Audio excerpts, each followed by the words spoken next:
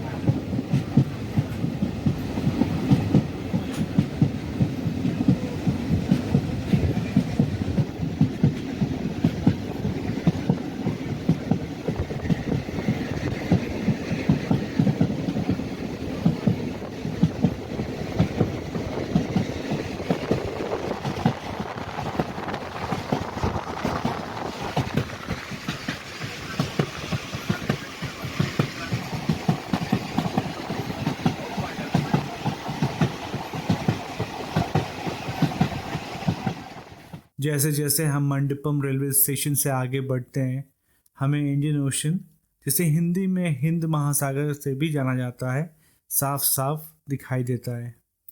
Railway track के साथ नारियल के हरे भरे पेड़ और रास्ते भी दिखाई देते हैं, जो कि एक सुंदर नज़ारा है। एक तरफ हमें इंडियन ओशन तो दूसरी ओर बे ऑफ बंगाल, जो कि हिंदी में बंगाल की खाड़ी के नाम से जानी जाती है, हमें साफ साफ दिखाई देती है। अब जब मैं यहाँ पहुँच गया हूँ तो ये मेरे लिए एक यादगार पल है, क्योंकि मैं अब इस धरती पर बने सबसे खतरनाक रेल पुल के ऊपर से यात्रा करूँगा। पंबन ब्रिज के नज़दीक पहुँचते ही सारी ट्रेनें बेहद धीमी गति से चलती है।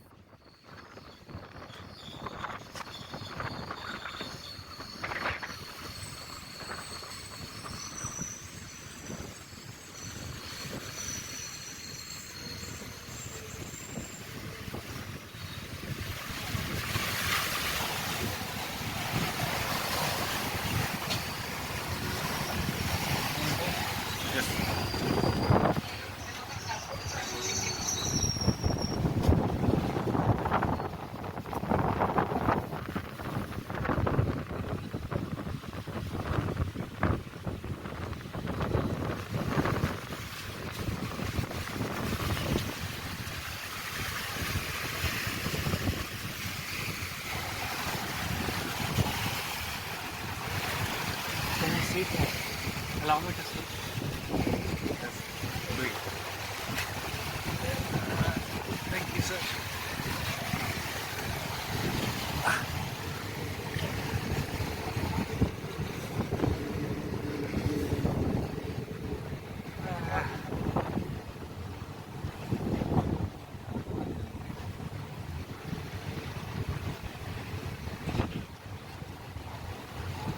Be careful, go to the pipe. हाँ हाँ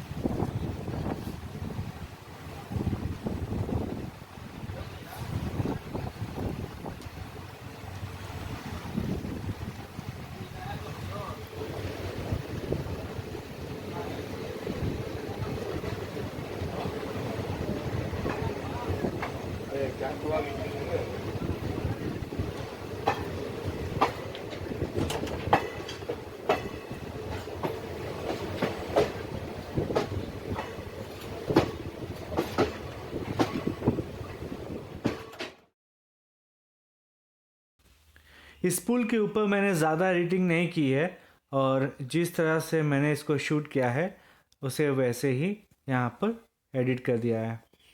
ये पुल अपने आप में काफ़ी विशाल है। इसकी कुल लंबाई 2.3 किलोमीटर है और जब ट्रेन यहाँ पहुँचती है तो ट्रेन काफ़ी धीमी हो जाती है, उसकी रफ्तार बेहद धीमी हो जाती है।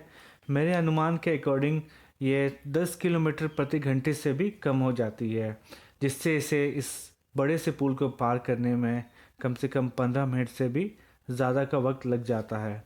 अब जब भी रामेश्वरम आने के बारे में प्लान करें या सोचें और चेन्नई से ट्रेन लें, तो हमेशा चेन्नई से शाम को 6 बजे के बाद खुलने वाली ट्रेनों को ही प्रेफर करें, क्योंकि जब आप शाम की ट्रेन को लेते हैं तो आप उसमें सारी रात आराम से यात्रा कर सकते हैं, और जब सुबह सुबह आप पंबन ब्रिज और रामेश्वरम पहुंच रहे होते हैं तो आप बिल्कुल भी थके हुए नहीं होते और अपनी यात्रा को एक नई एनर्जी के साथ आगे बढ़ा सकते हैं। जब आप सुबह सुबह रामेश्वरम और पंबन ब्रिज पहुंच रहे होते हैं तो सुबह का ये नज़ारा बिल्कुल ही अविश्वसनीय होता है। ये आपके यात्रा को बिल्कुल यादगार बना देता है।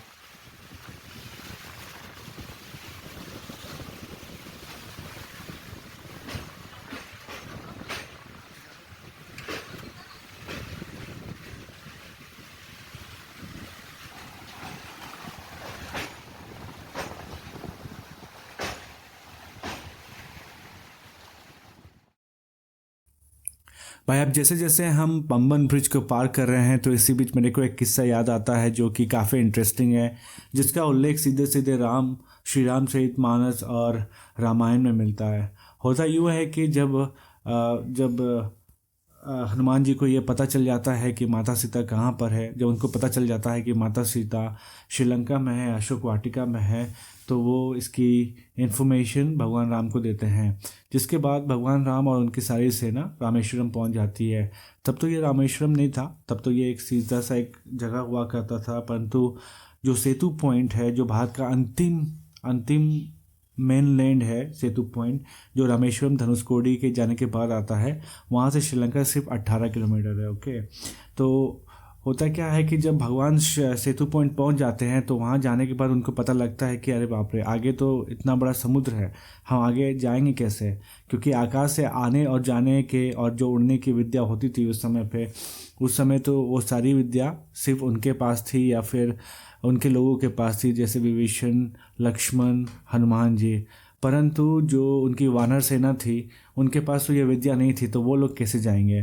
तो क्या होता है कि उनको आइडिया दिया जाता है विभीषण जी के द्वारा। विभीषण जी उनसे कहते हैं कि आप समुद्र देवता से रास्ता मांगिए, समुद्र देवता से आप रिक्वेस्ट कीजिए, वो आपको रास्ता देंगे।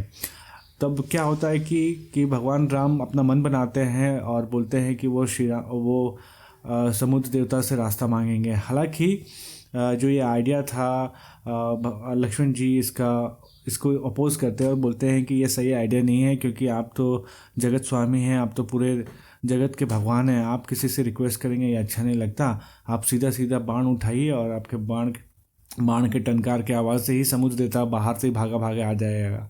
हालांकि भगवान बोलते हैं कि नहीं, अगर मेरे पास सारी शक्ति है तो इसका मतलब ये नहीं कि हम सीधा सीधा किसी पे अटैक कर दें। सबसे पहले हम मुलाकात करेंगे, फिर बात करेंगे और फिर ज़रूरत पड़ेगा तो हम लात बरसाएंगे। तो भगवान सीधा कहते हैं कि हम उसको अपॉर्चुनिटी देते हैं, देखते हैं अगर सीधे बात करने से बात बन जाती है तो लड़ाई से तो अच्छा ही है। हालांकि इसके बाद भगवान 3 दिन तक कंटिन्यू समुद्र से रास्ता मांगते हैं। समुद्र देवता को बोलते हैं कि भाई हमको रास्ता दे दो आगे जाने के लिए, हमको रास्ता दे दीजिए आगे जाने के लिए, मेरा बहुत ज़रूरी काम है, हमको आगे जाना है, हमको जाना ही पड़ेगा, हम रुक नहीं सकते। लेकिन समुद्र देवता उनकी एक बात नहीं सुनते और ना ही कुछ बताते हैं। तो 3 दिन मतलब कि 3 दिन वेस्ट हो जाने के बाद जब भगवान देखते हैं कि भाई तो मेरा बात ही नहीं मान रहा है, तो भगवान एकदम क्रोधित हो जाते हैं और बोलते हैं कि आप इसको सबक सिखाएंगे, आप इसको बता देते हैं कि हम हैं कौन। ठीक है, तो लक्ष्मण जी को बोलते हैं कि जाओ मेरा बाण ले आओ, अब हम इसको पूरा ब्रह्मास्त्र चला करके सुखा देते हैं। तो ये जो ब्रह्मास्त्र वर्ड है ना, ये आज के टाइम भी एग्जिस्ट करता है, क्योंकि जो इंडियन डिफेंस सिस्टम है, जो मिसाइल सीरीज़ है इंडिया की, जिसके बाद अग्नि, पृथ्वी, नाग, आकाश, ओके, उसके बाद अग्नि सीरीज़ के जो अग्नि 1 2 3 4 5 है, और उसके बाद ब्रह्मोस तो सुपरसोनिक मिसाइल्स है जो एटॉमिक वेपन कैरी करके ले जा सकता है, जो इंडिया और रशिया मिल के बनाया। तो ये ब्रह्मास्त्र, ब्रह्मोस, ये सिमिलर वर्ड है जो यहीं से आया है। ठीक है, तो जब ब्रह्मास्त्र भगवान उठा लेते हैं अपने बाण पर, उसको लगा लेते हैं, तब समुद्र देखता बोलते हैं कि अरे भाई ये तो अब छोड़ेगा नहीं, भागो भागो। ठीक है, भागते भागते समुद्र देवता भगवान के पास होते हैं और बोलते हैं क्षमा दान त्राहिमाम प्रभु हमसे गलती हो गया। लेकिन और समुद्र देवता उस समय उनको रीज़न देते हैं कि अगर आप यहाँ से अगर हम आपको रास्ता दे देंगे, मतलब कि ये तो समुद्र खाली करना पड़ेगा, और अगर आप समुद्र को सुखा देंगे तो इससे बहुत लोग, मतलब कि जो भी लिविंग थिंग्स है जैसे मछलियाँ हैं और भी जो भी जीव जंतु है जो पानी में रहते हैं, जो लिविंग थिंग्स है, वो सारे के सारे लोग मारे जाएंगे और इससे इन्वामेंट में एक डिसबैलेंस होगा, ठीक है, जो कि इन्वामेंट के लिए, जो प्रकृति के लिए बिल्कुल ख़तरनाक होगा। जो भगवान समुद्र देवता की ये बात सुनते हैं तो उनको समझ में आता है कि हाँ ये भी ठीक ही बोल रहा है भाई। तो बोलते हैं कि मेरे को रास्ता, तो मेरे को एक तो दूसरा आइडिया बताओ कि अब करना क्या चाहिए। तो बोलते हैं कि आप ही के टीम में, आप ही के आर्मी में दो वानर हैं, नल और नील, जिसके पास ये आर्ट है, जिसके पास ये पावर है कि वो जो भी चीज़ को पानी में फेंकेंगे वो कभी डूबेगा नहीं, वो खाली तैरता रहेगा। तो समुद्र देवता भगवान को बोलते हैं कि आप उन्हीं की मदद से यहाँ पर पुल बनाइए, इस पुल से आप अपनी आर्मी को लंका तक ले जा सकते हैं। तो ये एक बेहद इम्पोर्टेंट फैक्ट है, एक बहुत अच्छा किस्सा है, जिससे हमें सीधा सीधा ये पता चलता है कि भाई आप किसी के सामने गिड़गिड़ाइए मत, किसी के सामने किसी से ज़्यादा रिक्वेस्ट करने का ज़रूरत नहीं है। चाहे कि आप किसी में, चाहे आप रिलेशनशिप में हो या फिर ऑफिस में हो या बिज़नेस में हो या कहीं भी हो, अगर आप सही हैं तो आपको रिक्वेस्ट करने का ज़रूरत नहीं है। हाँ, आप एक या दो बार रिक्वेस्ट कर सकते हैं, लेकिन उससे ज़्यादा करना आपके सेल्फ रिस्पेक्ट के लिए सही नहीं है। लेकिन ये तभी काम आता है कि जब आप पावरफुल हो भाई, आपके पास वो सारी शक्तियाँ हों, एक अच्छे पोस्ट में हो, सब चीज़ से आप पावरफुल हो, तो ये काम करेगा।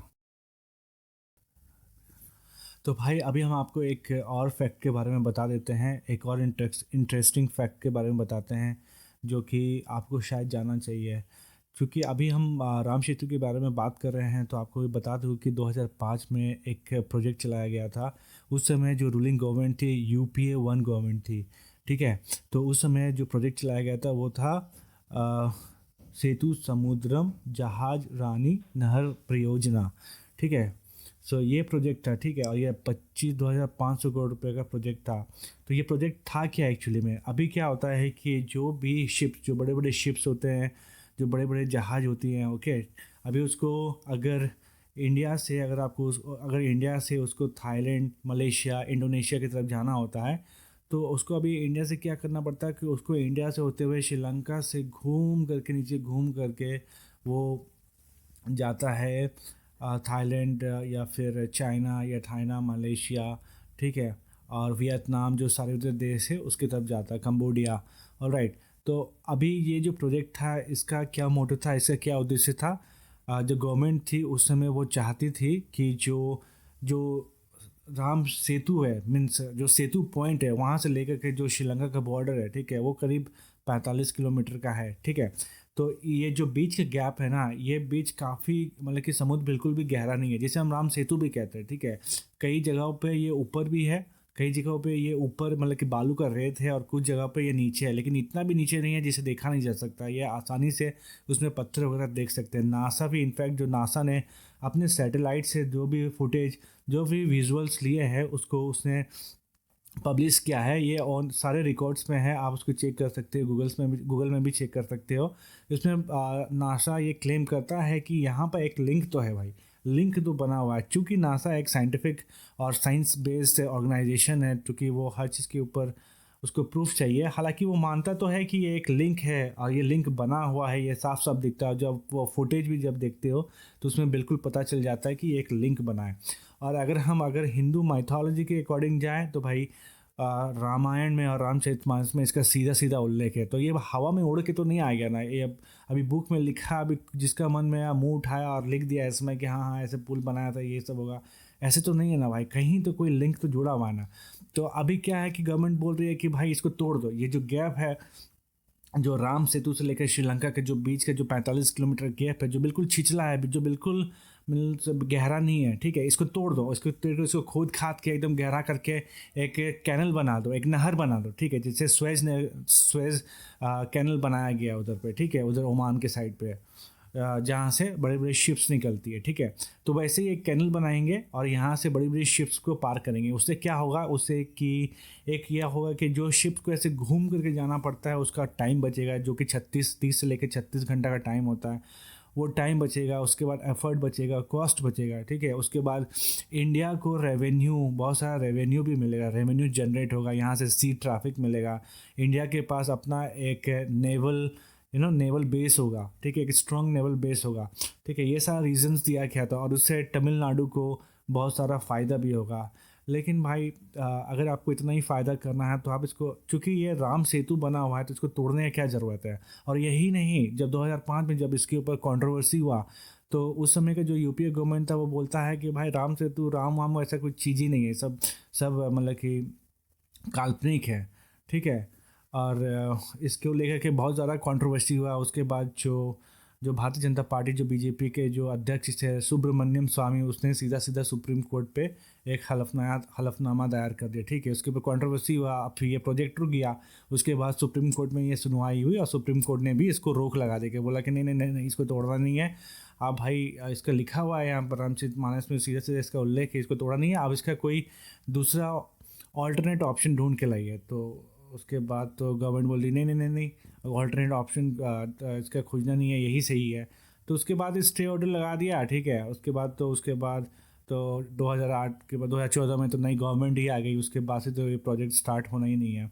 तो मेरा बोलने का मतलब है कि क्यों भाई, क्यों तोड़ रहे, जब हम हमारा हिंदुस्तान में ही हमारा सब चीज़ को तोड़ ताड़ दोगे क्या। मतलब कि ये सुनने में भी बिल्कुल अजब लगता है, जब साफ साफ इसमें लिखा है कि भाई ये राम सेतु हम लोग मानते हैं इसको, तो काहे तोड़ रहे भाई, कोई दूसरा तुम अपॉर्चुनिटी, कोई दूसरा रास्ता देखो। पर जो है ठीक है, लेकिन मुझे लगता है कि आपको ये जानना चाहिए, तो इसको मैंने बता दिया आप।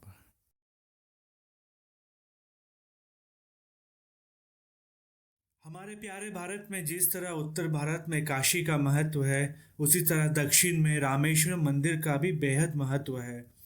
रामेश्वरम आइलैंड हिंद महासागर और बंगाल की खाड़ी से चारों ओर से घिरा हुआ है और इसकी आकृति बिल्कुल शंख की तरह दिखाई देती है। ऐसी मान्यता है कि हजारों वर्ष पहले यह आइलैंड इंडिया मेनलैंड से जुड़ा हुआ था, मगर धीरे धीरे सागर की तेज लहरों से टकराकर यह अलग हो गया। हम इसे बिल्कुल महसूस भी कर सकते हैं, क्योंकि जब ट्रेन पंबन ब्रिज से पार हो रही थी तो मैंने पाया कि समुद्र बिल्कुल भी गहरा नहीं था और पानी के नीचे बेहद बड़े बड़े पत्थर आसानी से दिखाई देते हैं, जो कि इस बात का प्रूफ है कि सदियों पहले ये जगह भारतीय महाद्वीप से पूरी तरह से जुड़ी हुई थी। हमारे पौराणिक ग्रंथों में यह उल्लेख मिलता है कि जब भगवान राम ने लंका पर चढ़ाई की तो विजय प्राप्त करने के लिए समुद्र के किनारे शिवलिंग बनाकर भगवान भोलेनाथ की पूजा भी की, जिससे प्रश्न होकर भगवान भोलेनाथ ने भगवान राम को विजयश्री का आशीर्वाद दिया। आशीर्वाद मिलने के साथ ही भगवान राम ने जन कल्याण के लिए हमेशा हमेशा के लिए ज्योतिर्लिंग के रूप में निवास करने के लिए भगवान भोलेनाथ से प्रार्थना की, जिसे भगवान भोलेनाथ ने सहज ही स्वीकार कर लिया। ज्योतिर्लिंग के स्थापित होने की एक और कहानी है। जब भगवान राम श्रीलंका से वापस लौट रहे थे रावण के वध के बाद, तभी उन्हें बताया गया कि उनके ऊपर एक ब्राह्मण की हत्या का पाप चढ़ा है, पर अगर वो शिवलिंग की पूजा करते हैं तो उनको इस पाप से मुक्ति मिल जाएगी। उसी समय भगवान राम ने ये निर्णय लिया कि वो उस जगह पर भगवान शिव की पूजा करेंगे, जिसके तहत उन्होंने हनुमान जी को कैलाश पर्वत से एक शिवलिंग उठा लाने को कहा।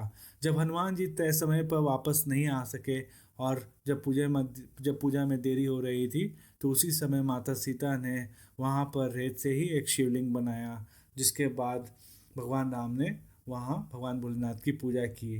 बट बाद में हनुमान जी भी शिवलिंग लेकर पहुँचे, जिसे स्वयं भगवान राम ने वहाँ स्थापित किया।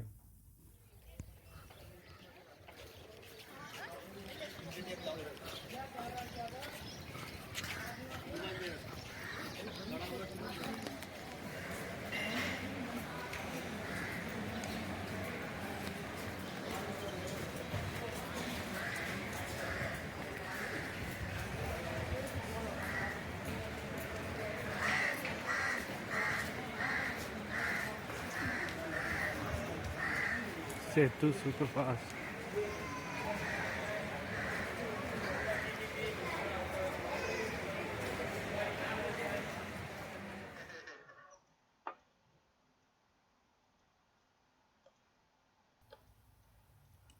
इस ब्लॉग पे जो भी फैक्ट्स मैंने शेयर किए हैं वो सारा का सारा डेटा ऑनलाइन अवेलेबल है। वो सारा डेटा का लिंक मैं अपने डिस्क्रिप्शन बॉक्स में दे दूंगा, अगर आप उसे क्रॉस चेक करना चाहते हो तो चेक कर लेना।